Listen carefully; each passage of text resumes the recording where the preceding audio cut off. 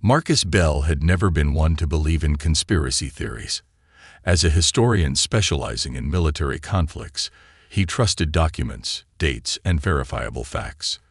But the file on his desk made no sense at all. The small office at the University of New Terra was quiet except for the soft hum of the air system. Outside his window, the twin moons hung in the purple sky.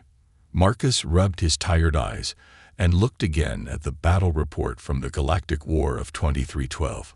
Something was wrong with the numbers. The 7th Fleet engaged Dominion forces at Proxima Centauri. He read aloud.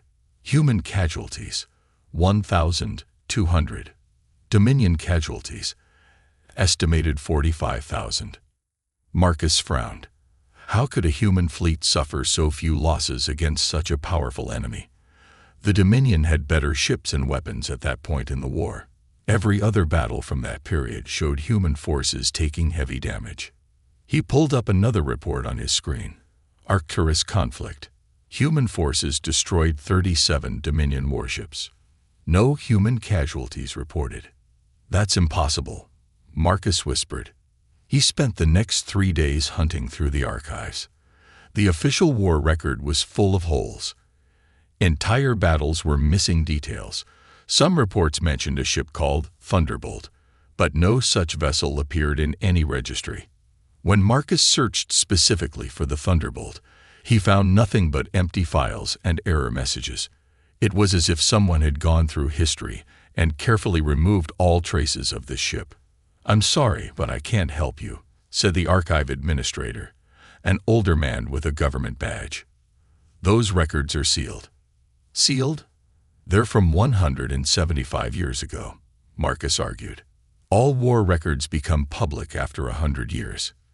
The administrator's face remained blank. Not these ones. As Marcus left the building, a message appeared on his portable screen from an unknown sender. Some doors are locked for a reason. Stop looking for the Thunderbolt. Now he knew he was onto something big.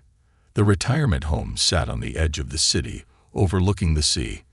Marcus found Jane Wilson sitting in the garden, her white hair blowing in the breeze.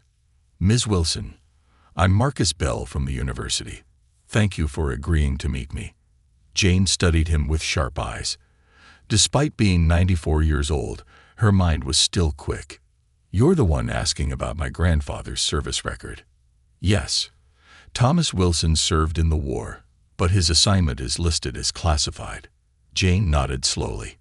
Grandfather never talked much about the war, but sometimes, when he had too much to drink on Remembrance Day, he would mention a ship. Said it was like nothing else in the universe. "The Thunderbolt?"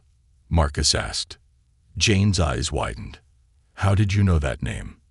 "I found it in some reports, but all the details are missing."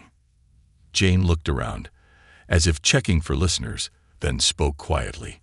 "Grandfather said it was erased. Not just the ship, the very memory of it. He said they made everyone who knew about it swear to never speak of it again." "Why?" "Because it was too powerful. Because it changed." Jane's voice dropped to a whisper. "Because in the end, they couldn't control it." Marcus spent weeks gathering tiny fragments of information. A mention here, a reference there. The Thunderbolt was like a ghost ship, appearing in the margins of history and then vanishing. Then he found something unexpected in the personal effects of Admiral Lee, donated to the university after his death. It was a small data chip, very old, containing a single video file. The footage showed a massive battle in space. Dominion ships filled the screen, hundreds of them, firing on a single point. Then something moved through their formation, something dark and sleek that seemed to bend the light around it. Where it passed, enemy ships went dark or exploded. The video quality was poor, but Marcus could see the ship was unlike any human design he knew. Its hull seemed to shift and flow, almost like liquid metal. It moved in ways that defied physics. The file name was simply T-Bolt_Proxima. When his apartment was broken into that night, Marcus knew he was getting close to the truth. Nothing was stolen, but his computer had been searched. Someone was worried about what he might find. He contacted Jane immediately. I need to see anything your grandfather left behind. Papers, photos, anything. They met at a small cafe away from surveillance cameras. Jane handed him an old leather-bound book. His journal. He wrote in code, but I figured it out years ago. The journal contained Thomas Wilson's personal account of serving aboard the Thunderbolt. Marcus read with growing amazement. Ship doesn't make sense. Engineers say the metals in the hull don't match anything in our database. Captain says it was built in a secret facility near Saturn, but I heard rumors it was based on recovered alien tech. Another entry read, saw the main weapon fire today. It didn't destroy the enemy ship. It erased it. 1 second it was there. The next it was just gone. Not blown up. Gone. And later, ship is changing. Johnson swears the corridor to the engine room is longer than it was last week. Meadows says she heard voices coming from the walls. Captain says it's just stress. Marcus was at the university late that night when Professor Adams found him in the archives. You should stop this research, Bell, Adams said. His voice was friendly, but his eyes were cold. Why? What's everyone so afraid of? Some technologies are too dangerous to be remembered. The Thunderbolt was unprecedented. It won us the war, yes, but at what cost? The public has a right to know their own history, Marcus argued. Does the public have a right to knowledge that could destroy them? Adams countered. The technology that powered that ship was never meant to be in human hands. When you play with the fabric of reality, reality sometimes plays back. After Adams left, Marcus received another message on his screen. If you want the truth about the Thunderbolt, come to Dock 7 at midnight. Come alone. Marcus knew it might be a trap, but he had to know. He saved all his research to a secure location and sent Jane a message with the access codes, just in case. As he walked to the docks under the light of the twin moons, he thought about what he had learned. A warship so powerful it had been erased from history. A weapon that might have been more than a weapon. A shadow moved ahead of him in the darkness. A figure stepped out, face hidden. You've been looking for the Thunderbolt, the stranger said. I served on it, and I can tell you why they erased it from history. Marcus took a deep breath. Why? Because it's still out there, and they're afraid it might come back. My name is Robert Greene, the stranger said, stepping into the dim light of the dock. His face was weathered, marked with a long scar across his cheek. I was a junior engineer on the Thunderbolt. Marcus stared in disbelief. That's impossible. The war was 175 years ago. Robert smiled without humor. One of the side effects of working near the ship's core. Time moves differently for us. I'm 213 years old, though my body shows only 70. They found a quiet spot away from the security cameras. Robert's eyes darted around constantly, like a man used to being hunted. The Thunderbolt wasn't just built, he began. It was born from desperation. In 2310, humanity was losing the war against the Dominion. Earth's colonies were falling one by one. Billions had died. The alien coalition had better technology, more ships, and no interest in peace. Dr. Alan Reed was Earth's last hope. A brilliant physicist with unconventional ideas, he had been studying the fundamental nature of reality for decades. The problem isn't our weapons, Reed told the gathered military leaders in the underground bunker beneath Old Washington. It's our understanding of physics itself. The Dominion can predict our every move because we're playing by the same rulebook. Admiral Parker leaned forward. What are you suggesting, Doctor? I believe I can create a ship that operates outside the normal laws of physics. A ship that can manipulate space-time itself. The room erupted in skeptical murmurs. General Morris stood up. That's science fiction, not science. Reed projected an image onto the wall. It showed a strange metal alloy with an ever-shifting surface. This is Element X. We found it in the remains of a meteorite that crashed in Antarctica. It doesn't match any known material in the universe. When exposed to specific energy frequencies, it can temporarily alter the fabric of reality around it. Alter it how? Asked Admiral Parker.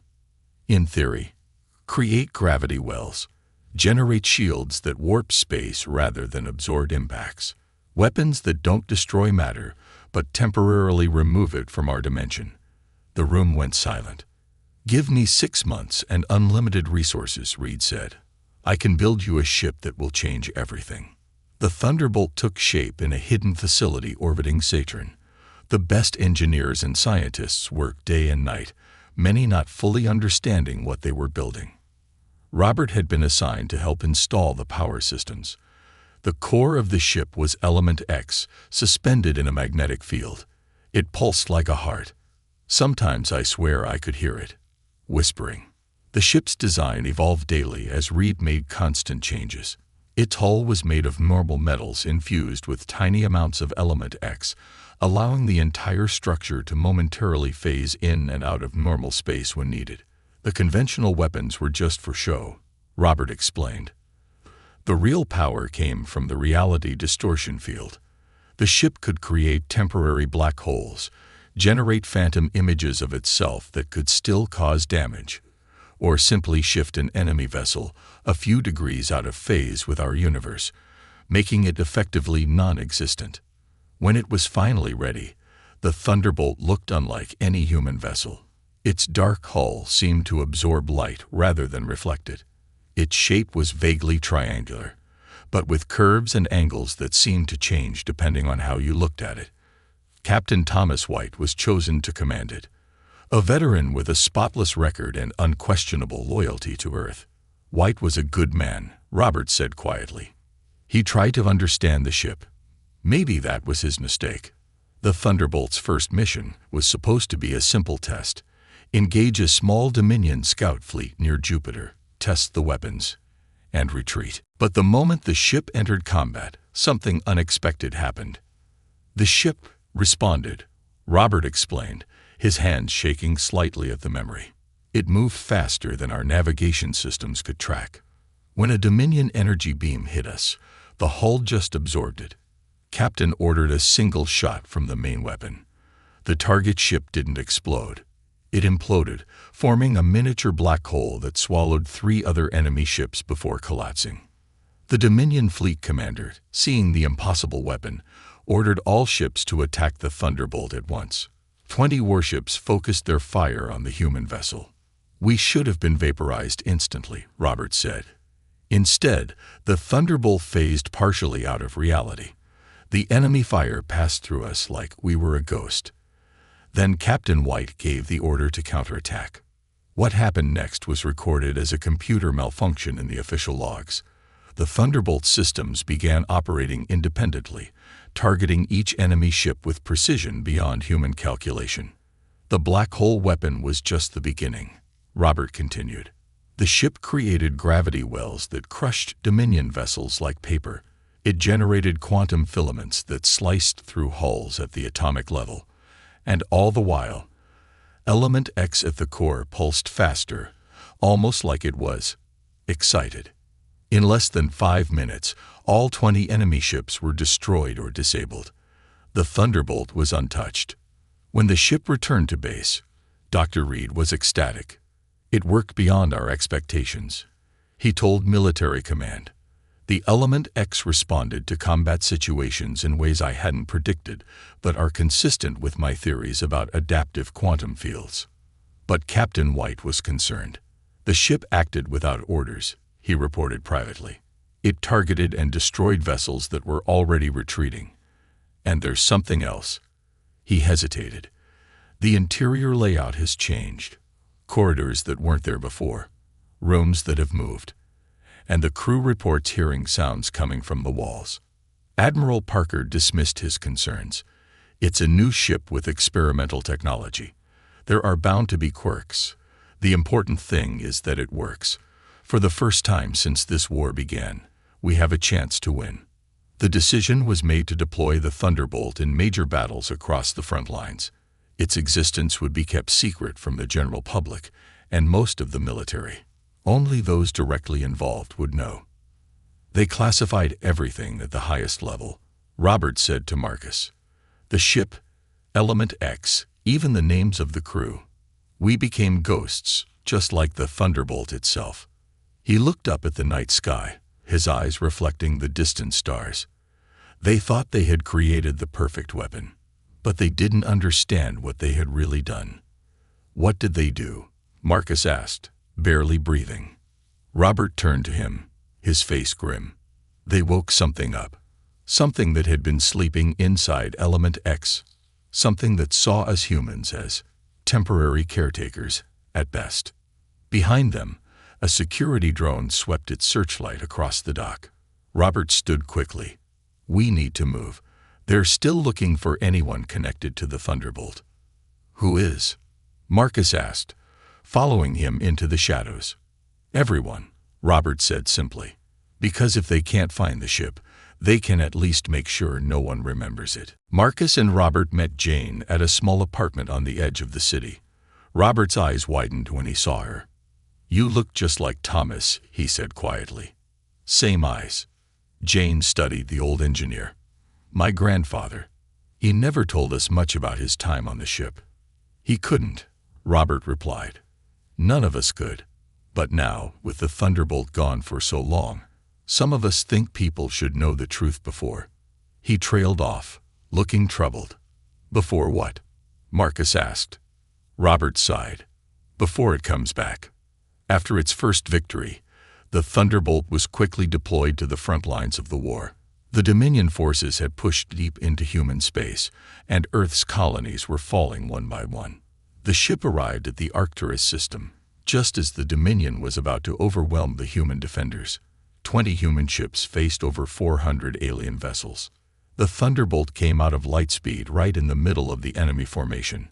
Robert explained, his eyes distant with memory. Captain White ordered immediate engagement. What happened next? He shook his head. It's hard to describe. The ship began to move in ways that defied physics. It would appear in one place, fire its weapons, and then instantly appear somewhere else, not using conventional engines, but somehow folding space itself. The Dominion ships couldn't track us. Their weapons couldn't lock on. Meanwhile, the Thunderbolt was creating these gravity wells that pulled their ships together, crushing them. The battle should have been over in minutes, with the human fleet destroyed. Instead, within an hour, half the Dominion fleet was gone. The rest retreated in panic. After that, the Thunderbolt's reputation spread, Robert continued, even among the Dominion. They started calling it the Ghost or the Eraser. Some of their ships would simply turn and run when there was even a rumor we might be in the system. But as the Thunderbolt's legend grew, the ship itself began to change. Captain White started noting irregularities in his log. The ship would sometimes execute maneuvers seconds before he gave the order. The weapons would target the most dangerous enemy vessels without being directed to. The hull, which was designed to phase in and out of reality when hit by enemy fire, began doing so automatically, almost like a reflex. "We were in the engineering bay when we first noticed the physical changes," Robert said. The corridors leading to the Element X core had lengthened. Rooms had shifted position, and the core itself had evolved. Originally, Element X had been a uniformly metallic substance with a shifting surface. Now it had developed patterns, complex, geometric shapes that constantly rearranged themselves. Dr. Reed was brought aboard to examine these changes. "Remarkable," was all he would say at first. Later, in his private notes to military command, he admitted to being both thrilled and terrified. "The Element X is reorganizing itself at the molecular level," he wrote. "It's becoming more efficient, more responsive, almost like a nervous system developing." The Battle of Ta Siti was where everything changed. The Dominion had gathered a massive fleet, over 1,000 ships, for a final push toward Earth. It was their last, desperate attempt to end the war. The Thunderbolt, along with 50 human warships, was all that stood in their way. "Captain White knew we were outnumbered," Robert said. "He told us that our job was to hold them off long enough for Earth to evacuate as many people as possible. None of us expected to survive." The battle began with the Dominion fleet advancing in formation. The human ships engaged, fighting bravely but taking heavy losses. The Thunderbolt moved forward alone, directly toward the heart of the enemy armada. What happened next wasn't in any battle plan, Robert said softly. The ship split. Marcus looked confused. You mean it broke apart? No, it created copies of itself. Phantoms. 5 exact duplicates, all moving independently, all causing real damage. The Dominion didn't know which one to target. They were firing everywhere, hitting their own ships in the confusion. Each phantom thunderbolt phased through enemy vessels, leaving destruction in its wake. When the phantoms were hit, they would flicker and reform elsewhere. The real thunderbolt, meanwhile, was pushing toward the Dominion flagship.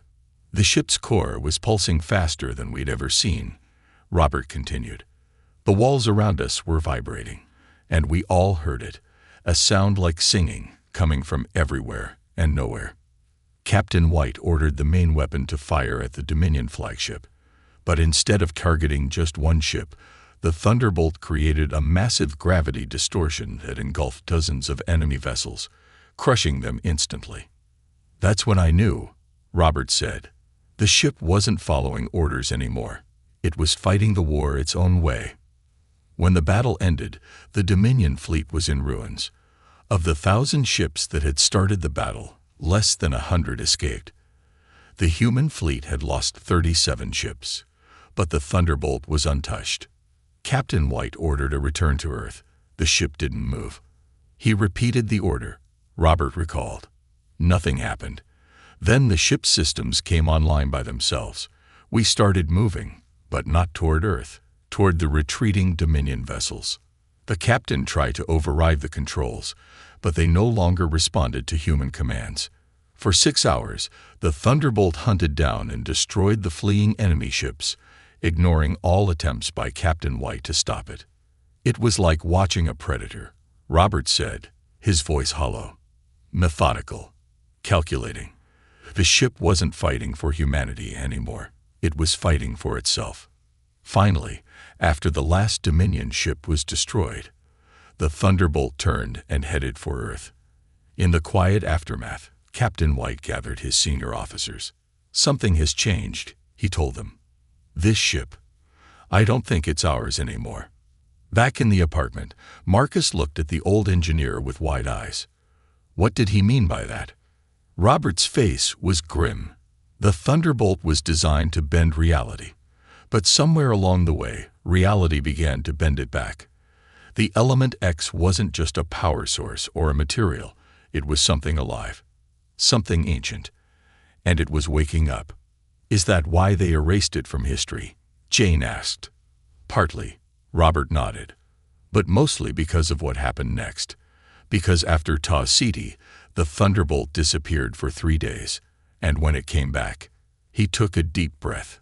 It wasn't a human ship anymore. Outside, the night sky flickered briefly, as if a shadow had passed over the stars. We need to move, Robert said suddenly, standing up. They found us. Who? Marcus asked. The ones who still watch for the Thunderbolt. The ones who know it's coming back. He looked at Marcus and Jane with urgency. We need to find a secure place. I need to tell you about the disappearance, before it's too late. They found shelter in an abandoned mining station buried deep in the mountains. Robert moved with the confidence of someone who had prepared escape routes long ago. After the Battle of Ta City, Robert continued once they were safe. The Thunderbolt vanished. Just disappeared from all tracking systems. Captain White reported the ship had entered lightspeed headed for Earth, but we never arrived. Where did you go? Marcus asked. Robert's eyes took on a distant look. Somewhere, beyond. The ship took control and jumped into what looked like a tear in space itself. We found ourselves in a region of empty darkness. No stars, no planets, nothing but the Thunderbolt, floating in the void. For 3 days, the crew was trapped inside the ship as it underwent its transformation. The hull began to reshape itself. New structures grew from the walls. The element X core expanded throughout the vessel like veins in a living body. We could hear it thinking. Robert whispered, not with words, but with feelings, images. Some of the crew went mad. Others became almost worshipful. Captain White ordered us to the escape pods, but they had been absorbed back into the hull. Jane leaned forward. "Did the ship talk to you?" Robert nodded slowly. On the third day, it spoke to Captain White. Not out loud, but directly into his mind. The rest of us only saw him standing in front of the core, tears streaming down his face. When Captain White finally turned back to his crew, his eyes were different. He had seen something that had changed him forever. The element X, he told them, is a fragment of a consciousness that existed before our universe began. It was trapped here when reality formed around it. For billions of years, it slept. Our experiments woke it up. The ship had been using the battles against the Dominion to understand its own capabilities. Each engagement taught it more about manipulating the fabric of reality. Each victory made it stronger. The more it fought, the more it remembered what it once was. And now, Captain White had said, it wants to go home. When the Thunderbolt reappeared near Earth 3 days after vanishing, it was barely recognizable. Its hull had transformed into a dark, shifting material that seemed to absorb light. Its shape had become more fluid, with curves and angles that seemed to change as you looked at them. Military command was alarmed by the changes. They ordered the ship to dock at the Jupiter Defense Station for inspection. Captain White relayed the orders, but he already knew the Thunderbolt would not comply. "We can't control it anymore," he reported. "It follows our suggestions only when they align with its own goals." Admiral Parker demanded to know what had happened during the 3 missing days. Captain White's report was classified at the highest level, with only 3 people allowed to read it. All 3 later insisted it be destroyed. "What did the report say?" Marcus asked. Robert looked troubled. "I never saw it, but one of the officers who read it killed himself the next day. Another resigned and disappeared into the outer colonies. The third was Admiral Parker. He's the one who gave the order to erase the Thunderbolt from history." The military leadership was divided on what to do.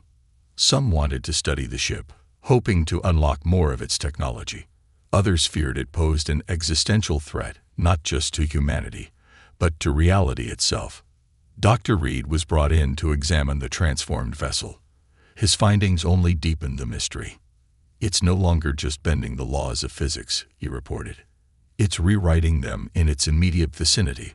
The element X has spread throughout the entire structure. The ship isn't powered by element X anymore. It has become element X." More disturbing were the reports from the crew. They spoke of dreams shared by everyone aboard, visions of vast, empty spaces between universes, of entities that existed as pure thought, of a hunger to return to that state. Captain White began to show signs of the mental strain. In his private communications with Admiral Parker, he confessed his fears. "The ship is using us," he wrote. "It needs human minds to understand this reality, to learn how to escape it. Once it knows enough, it won't need us anymore." Despite these warnings, the war with the Dominion was still raging. Earth was losing colonies and needed every advantage. The decision was made to deploy the Thunderbolt for one final mission, to strike at the heart of Dominion space and force an end to the conflict. "It was a mistake," Robert said quietly. "The ship didn't care about winning the war anymore. It had its own plans." The final mission began with the Thunderbolt leading a fleet of 50 human warships deep into enemy territory.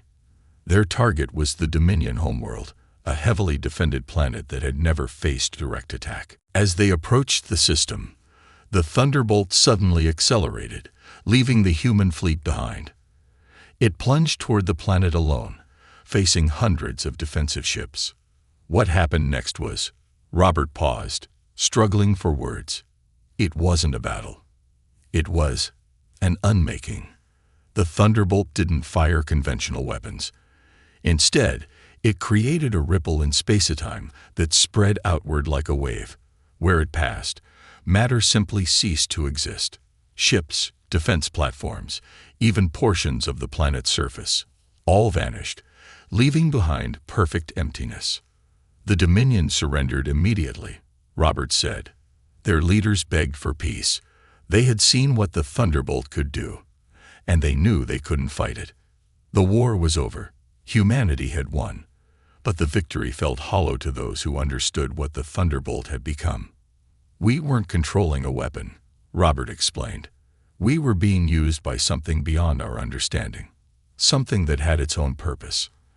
After the surrender, military command ordered the Thunderbolt to return to Earth. Captain White acknowledged the order, but privately told Admiral Parker, "I don't think it's coming back to stay. It's coming back to say goodbye." In the present, Marcus looked at the old engineer with a mix of awe and horror. So what happened when it returned to Earth?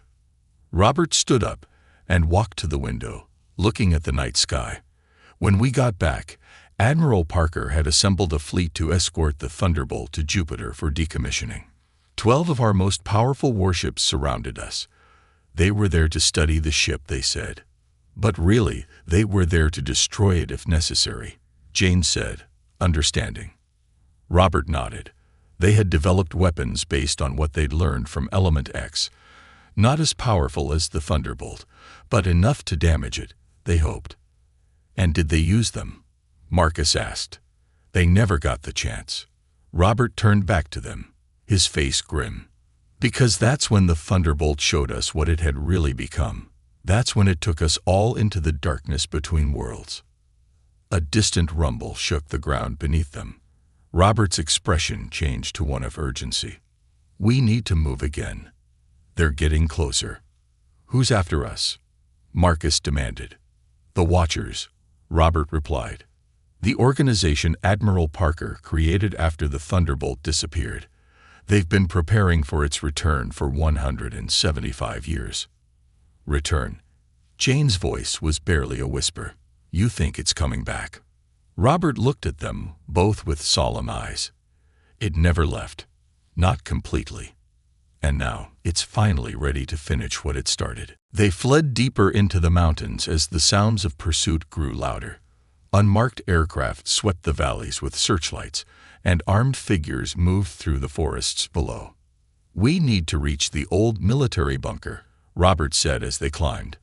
It's shielded against tracking signals. We'll be safe there. When they finally reached the bunker, a rusted door built into the mountainside. Robert placed his hand on a hidden scanner. The door slid open with a groan of ancient mechanisms. Inside, screens lit up automatically. A computer system, old but well-maintained, hummed to life. This is a Watcher outpost, Marcus realized, looking at the symbol on the wall. A stylized eye within a triangle. Robert corrected. I'd repurposed it. Some of us who served on the Thunderbolt never truly joined the Watchers. We formed our own group, preparing for the ship's return in a different way. What happened to the Thunderbolt?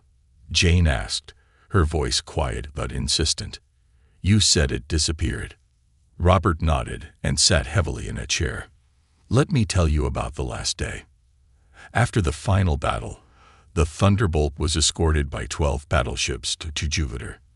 The plan was to dock it at a special facility where it could be studied and, if necessary, destroyed. We all knew it wouldn't happen that way, Robert said. The ship had become something else entirely. Captain White had changed too. He barely spoke anymore. His eyes had a faraway look, like he was listening to something none of us could hear. As they approached Jupiter, all 13 ships suddenly stopped.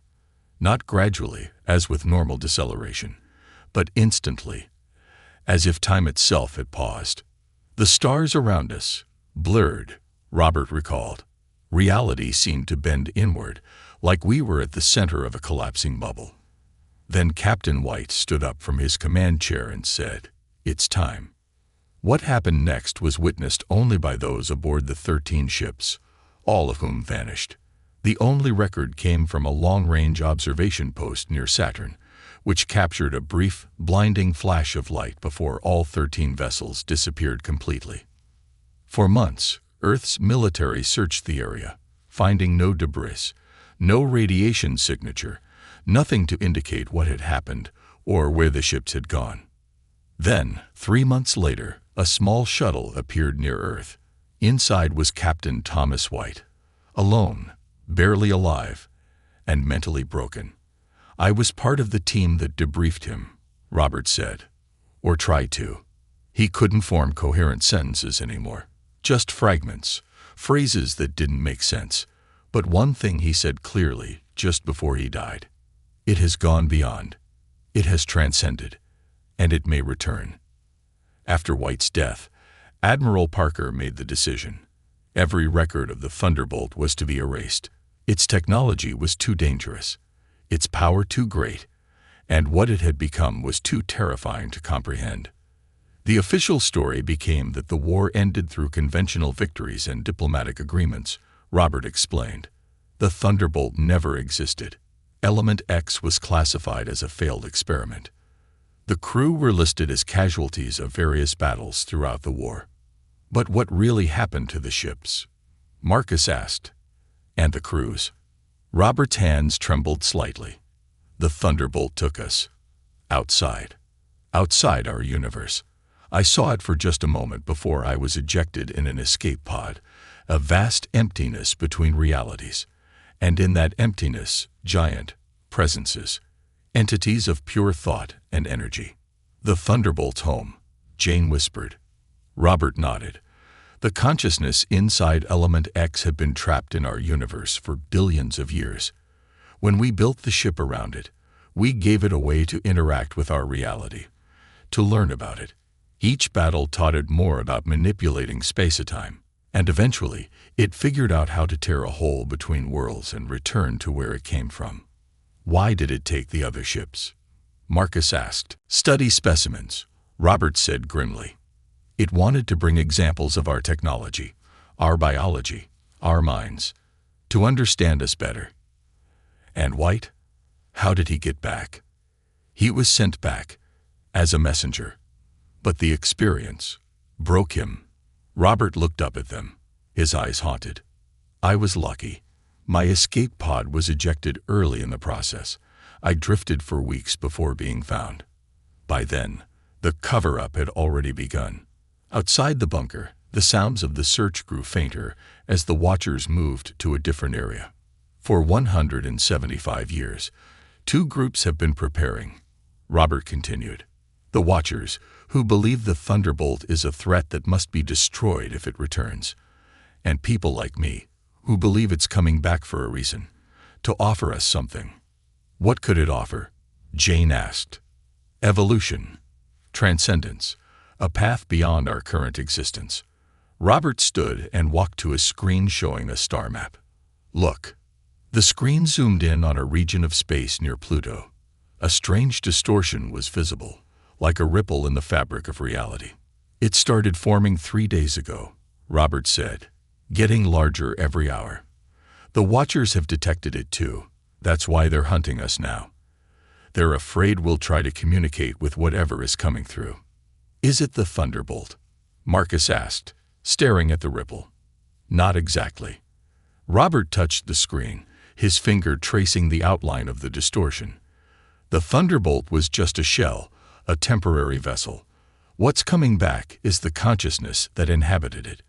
And it's bringing others." "Others?" "Entities like itself, interested in our reality." Robert turned to them, his face solemn. "They're not hostile. They're curious. They want to understand us, just as we want to understand them." "How can you be sure?" Jane asked.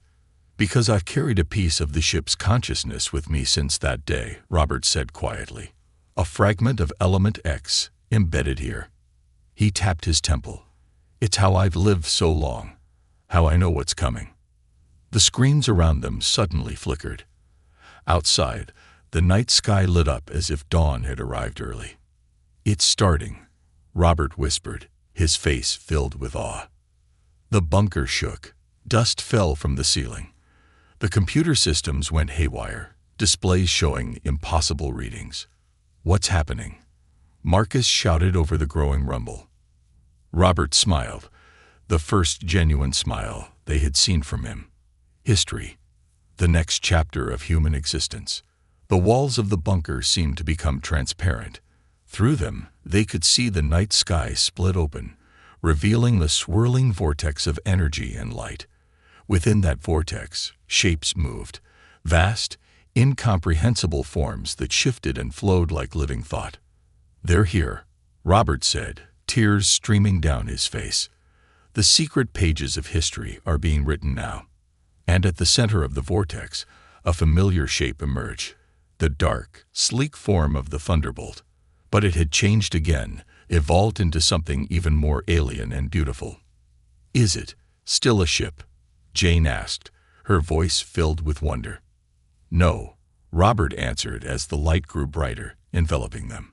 "It's a doorway, an invitation, the beginning of humanity's journey beyond the stars."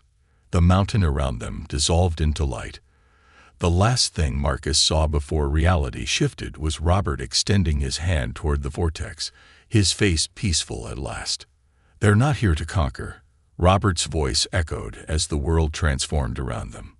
"They're here to welcome us home." The light flashed once, brilliantly, and then Earth's night sky returned to normal.